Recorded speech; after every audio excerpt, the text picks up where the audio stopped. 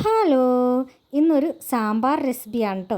നമുക്ക് മലയാളികൾക്ക് ഒഴിച്ചുകൂടാൻ പറ്റാത്ത ഒന്നാണ് ഈ സാമ്പാർ. നമുക്ക് വീട്ടിലാണെങ്കിലും രാവിലെ ബ്രേക്ക്ഫാസ്റ്റിന് അതുപോലെ തന്നെ ഉച്ചയ്ക്ക് ലഞ്ചിനൊക്കെ ഒഴിച്ചു കറിയായിട്ട് സാമ്പാർ മസ്റ്റാണ്. അപ്പോൾ അതുകൊണ്ട് നമുക്ക് എളുപ്പത്തിലൊരു സാമ്പാർ ഉണ്ടാക്കിയെടുക്കാം.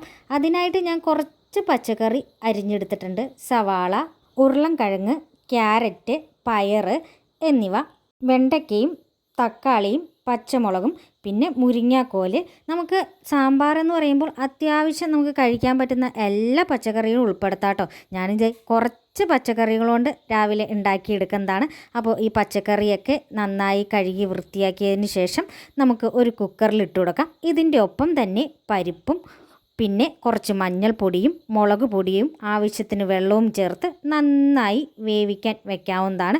അത് 2-3 വിസിൽ കൊണ്ട് വെന്ത് കിട്ടുന്നതാണ്.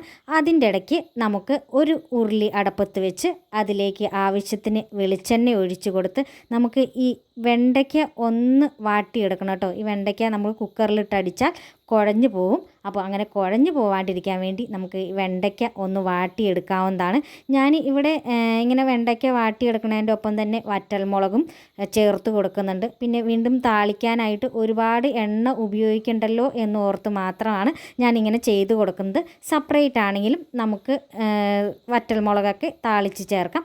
ഇപ്പോൾ ഞാൻ ഇത് വെണ്ടയ്ക്ക ഇട്ട് കൊടുത്തു. അതൊന്ന് നന്നായി വാടി വന്നാൽ അതിൻ്റെ ഒപ്പം തന്നെ തക്കാളിയോടും ചേർത്ത് തക്കാളി ഒന്ന് വഴറ്റി വന്നാൽ നമുക്ക് ഈ തക്കാളി സവാളയൊക്കെ ഒന്ന് പാത്രത്തിൻ്റെ സൈഡിലേക്ക് ഒതുക്കി വെച്ചാൽ അത്യാവശ്യത്തിന് വെളിച്ചെണ്ണ അതിൽ തന്നെ ഉണ്ടാകും.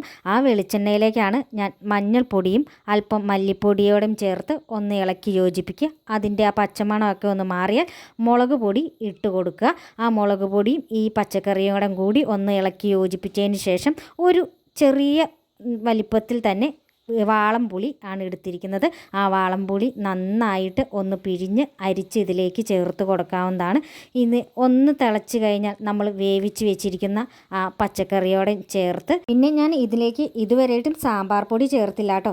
അപ്പോൾ ഞാൻ ഈ ടൈമിലാണ് ഇതിലേക്ക് സാമ്പാർ പൊടി ചേർക്കുന്നത്.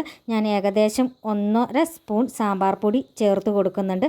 ഈ സാമ്പാർ പൊടിയോടും ചേർത്ത് ഒരു 5 മിനിറ്റ് ഇളക്കി യോജിപ്പിച്ച് അടച്ചു വെച്ചാൽ നല്ല രുചികരമായിട്ടുള്ള സാമ്പാർ റെഡിയാണ് കേട്ടോ.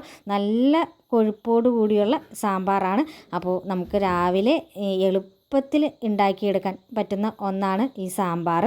ഇനി പച്ചക്കറി ചേർത്ത് കൊടുത്ത് നമുക്ക് താളിച്ച് ചേർക്കാവുന്നതാണ്. പക്ഷേ ഞാൻ വീണ്ടും താളിച്ച് ചേർക്കാതെ ഒരുപാട് എണ്ണ നമ്മുടെ ശരീരത്തിൽ അത്ര നല്ലതല്ലല്ലോ. അപ്പോൾ അങ്ങനെ ഒരുപാട് എണ്ണ ഒഴിച്ച് നമുക്ക് താളിച്ചെടുക്കണ്ടല്ലോ എന്ന് ഓർത്തിട്ട് ഞാൻ ആ വെണ്ടയ്ക്കയൊക്കെ വഴറ്റിയതിൻ്റെ ഒപ്പം തന്നെ താളിച്ച് ചേർത്തേക്കണെയാണ്.